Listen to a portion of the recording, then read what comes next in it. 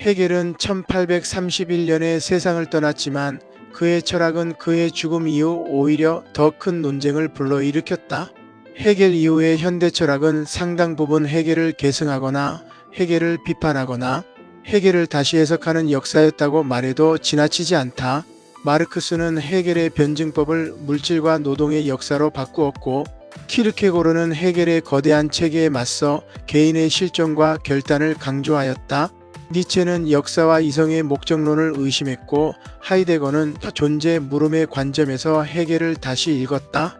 20세기에는 코제브, 사르트르, 라캉, 지젝 등이 헤겔을 현대적으로 재해석하였다. 그렇다면 왜 오늘 다시 헤겔인가? 첫째, 헤겔은 역사를 사유하는 철학자이기 때문이다. 우리는 전쟁, 기후위기, 인공지능, 민주주의의 위기, 세계 질서의 재편 속에 살고 있다. 이런 시대에는 단순히 개인의 감정이나 선택만으로 세계를 이해할 수 없다. 역사가 어디로 가고 있는지, 자유는 어떤 제도와 갈등 속에서 실현되는지, 인간 정신은 어떤 방향으로 변화하는지를 물어야 한다. 헤겔은 바로 이 질문을 가장 거대한 규모로 던진 철학자다. 둘째, 헤겔은 모순을 두려워하지 않는 철학자다. 그는 세계를 단순한 조화로 보지 않았다. 자유는 갈등 없이 주어지지 않는다. 인정은 투쟁을 통과하고, 역사는 전쟁과 혁명과 제도 변화를 통과하며, 진리는 부정과 지향을 통해 더 깊어진다. 이 점에서 헤겔은 오늘의 분열된 세계를 읽는데 여전히 유효하다. 사회 갈등, 세대 갈등, 이념 갈등, 기술과 인간의 갈등은 단순히 제거해야 할 문제가 아니라 새로운 자유와 질서를 만들어내는 변증법적 계기일 수 있다. 셋째, 헤겔은 자유를 개인의 내면에만 가두지 않은 철학자다. 오늘날 자유는 흔히 내가 하고 싶은 대로 하는 것으로 이해된다. 그러나 헤겔에게 자유는 법, 제도, 시민사회, 국가, 문화 속에서 현실화된다. 자유는 혼자 누리는 감정이 아니라 함께 만들어가는 삶의 구조이다.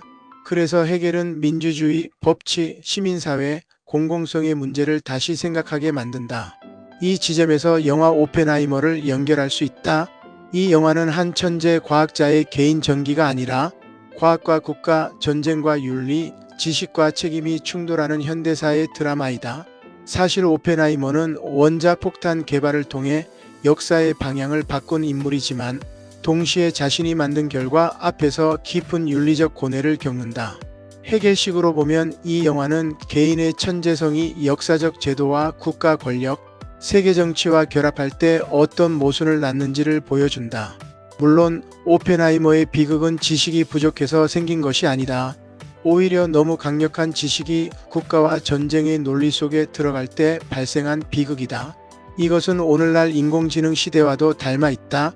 AI 역시 단순한 기술이 아니다. 그것은 국가, 자본, 군사, 노동, 교육, 종교, 인간 정체성 전체를 뒤흔드는 역사적 사건이다. 따라서 AI 시대에는 기술 윤리만이 아니라 헤겔식으로 말해 세계 정신이 어떤 방향으로 자신을 전개하고 있는가를 물어야 한다. 그러나 오늘 헤겔을 다시 읽는다는 것은 헤겔을 그대로 따르자는 뜻은 아니다. 헤겔의 철학에는 분명한 한계도 있다. 그의 역사 철학은 유럽 중심주의를 벗어나지 못했고 국가를 지나치게 긍정했다는 비판도 받는다.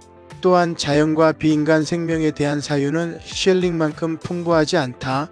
그래서 오늘 우리는 헤겔을 읽되 동시에 셸링과 마르크스, 니체와 포스트 휴머니즘의 관점에서 비판적으로 읽어야 한다. 그럼에도 헤겔이 중요한 이유는 분명하다. 그는 인간을 고립된 개인으로 보지 않고 역사와 제도, 타자와 공동체 속에서 형성되는 존재로 보았다. 그는 진리를 고정된 명제가 아니라 모순과 갈등을 통과하며 형성되는 과정으로 보았다. 그는 자유를 추상적 이상이 아니라 역사 속에서 실현되어야 할 과제로 보았다. 결국 헤겔은 오늘 우리에게 이렇게 묻는다. 우리는 지금 어떤 역사적 전환점에 서 있는가?